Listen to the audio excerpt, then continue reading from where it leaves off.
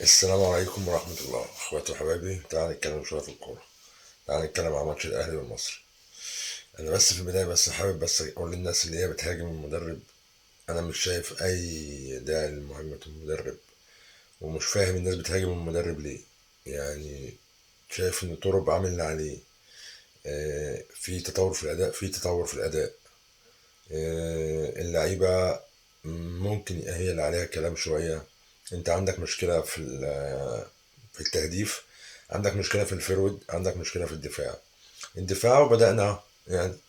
حلو ان الدفاع عندك في 5 ماتشات مع تروب ما استقبلش غير جونين، برضك دي حاجة كويسة تحسب لتروب. ده مبدئيا بس كده من ناحية الدفاع، عشان مش هنتكلم عليه كتير النهاردة.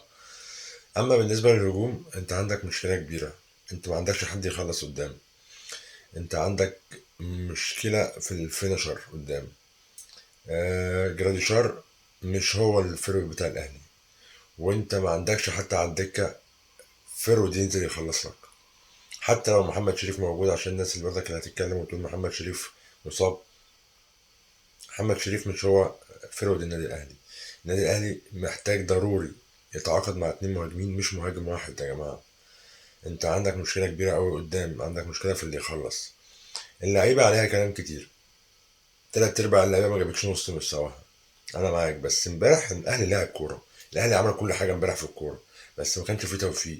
حتى زيزو، يعني زيزو معروف ان هو يعني ضربات الجزاء دي بتاعته، لعبته، يعني الحته دي منطقته. عدم توفيق غير عادي في العارضه وتطلع، او في القايم يعني وتطلع. جراديشار بدل جايب واحده برضك في القايم وعمل كذا كوره، بس مش هو الفينيشر يا جماعه.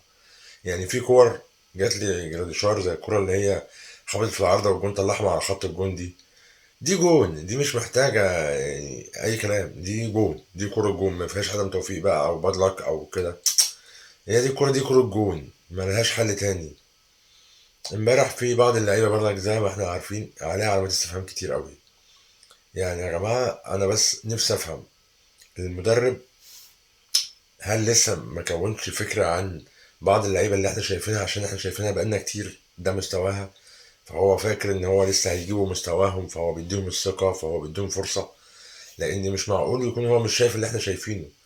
بس يعني انا بحللها ان هو ما شافش اللي احنا شايفينه بقالنا زمان، او ما رجعش فيديوهات. لان اللي هيشوف طاهر مع كل المدربين هو طاهر وحش. طاهر في كل السنين ممكن لو جمعت له 5 6 ماتشات حلوه فيهم في 5 6 سنين. غير كده طاهر مش موجود، طاهر ناسي الكوره، طاهر ما بيعملش اي حاجه في الكوره. قفشه من بعد القضيه وخلاص سلم، يعني هو خلاص كده اكتفى. هو واضح ان هو اكتفى، لان هو ولا بيطور من نفسه ولا بيطور من ادائه، وبقى عنده كبر على الكوره، وبقى عنده تحس بقى عنده غرور في الكوره، بقى شايف ان هو متعالي قوي على الكوره، وبقى بطيء، وبقى ما بيخلصش، ما عندوش اي لمسه سحريه، ما عندوش اي لمسه توديك على الجون.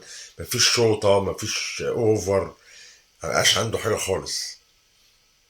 فمعنى ان المدرب لسه عنده ثقه ان هو ينزله كبديل يعمل له فارق، فده معناه ان هو لسه ما شافوش، او لسه ما حكمش على اللعيب بشكل عام. هو يمكن واخد فكره ان هو لسه هيجيب مستواه.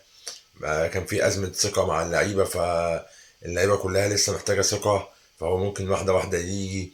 الكلام اللي هو قاله في المؤتمر الصحفي إن اللعيبة عندها أزمة ثقة، فهو ممكن يكون شايف ده مع بعض اللعيبة اللي احنا مش شايفينها، زي طاهر وقفشة وكوكا وكام لاعب كده. يعني الأهلي مش محتاجهم، وبحس إن الأهلي بيلعب ناقص وما بيلعب بيهم.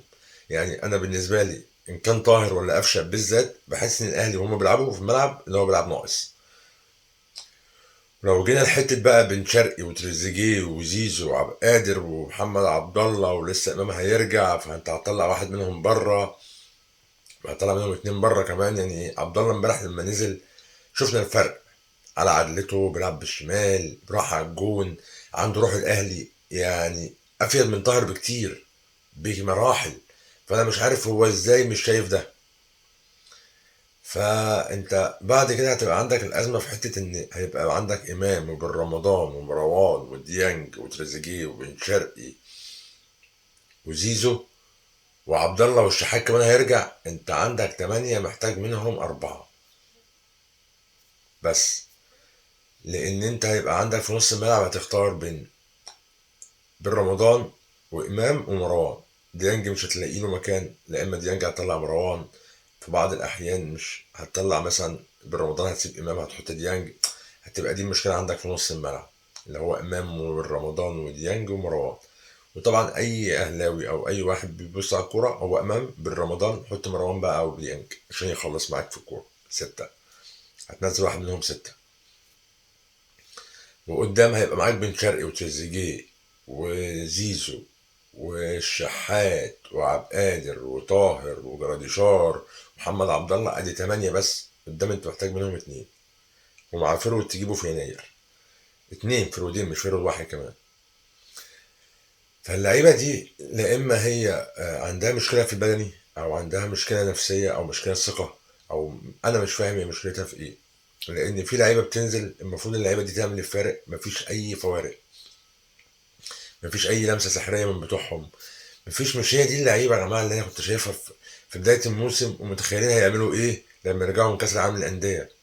بعد ماتشات كاس العالم للانديه احنا قلنا الفرقه دي هترجع تاكل الاخضر واليابس، الفرقه دي راجعه تتعادل وراجعه تخسر وراجعه ترجع في النتيجه. يعني انت مع بتروجيت انت اللي راجع في النتيجه، انت متخيل؟ بتروجيت اللي النهارده سيراميكا اداها 2-1 بعد ما كان خسران 1-0 برضه، بس عرف يرجع بيكسب. انت كاهلي ما عرفتش حتى تكسب بتروجيت. يعني الحال عامة ما يطمنش، بس هو مش لدرجة ان انا متشائم بموسم صفري، بس هو الوضع الحالي غير مطمئن. الوضع الحالي عاوز غربلة، عاوز شدة، عاوز اللعيبة تحس بالتيشيرت، عاوز اللعيبة تعرف معنى الروح والتيشيرت بجد. انت عاوز قدام فردتين، عاوز ورا في الدفاع برضك فردتين، عاوز غربلة، الفرقة عاوزة غربلة. فكل الناس حاطة امال كبيرة على صالح محافظ ان هو يعمل الغربلة دي، يرجع الروح تاني للفريق، يرجع الروح تاني للعيبة، يفهم اللعيبة التيشيرت بتاع الاهلي ان هو تقيل وان هو محتاج رجالة وان في احسن من كده. بس بعيدا عن كل ده، كل الصفحات بقى وكل الناس اللي طلعت تهاجم في المدرب انا مش معاها. وارد ان هو بيعمل تغيرات غلط، انا معاك ان هو عمل تغيرات غلط امبارح، بس وارد هو لسه بيتحسس الموضوع وهو عنده فكر ان في ناس عندها ازمه ثقه، ان في ناس هتيجي منها بس هي لسه عاوز يديها فرصه عشان يحكم عليهم حكم نهائي.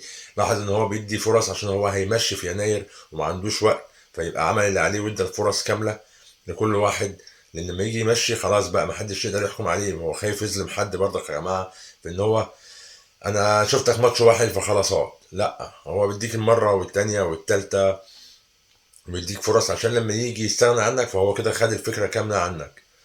فاحنا هنشوف غربانه في يناير، ومش معنى ان هو بيدي الطاهر او بيدي القفشه ان هو عاوزهم، انا عارف يعني انا فاهم ده، بس اللي هو احنا كجمهور مستعجلين ان احنا شايفين المرار ده بقالنا كتير، شايفين مرار طاهر ومرار الطافح بتاع قفشه ده بقالنا كتير. كام لعيب في الفرقه محتاجين ان هو يمشي عشان يسيب مكان، لان هو مش عامل الفارق بقالنا كتير. فيعني نفسنا صوتنا يوصل ليه، وسيد عبد الحفيظ يرجع يغربل الفريق ويديله الروح بتاعه الاهلي، ويفهم اللعيبه ان مفيش حد بيلعب باسمه، اللي بيلعب هيلعب بامكانياته، هيلعب بروحه وبرجولته في الملعب. اخواتي وحبايبي، اشوفكم ان شاء الله الحلقه الجايه.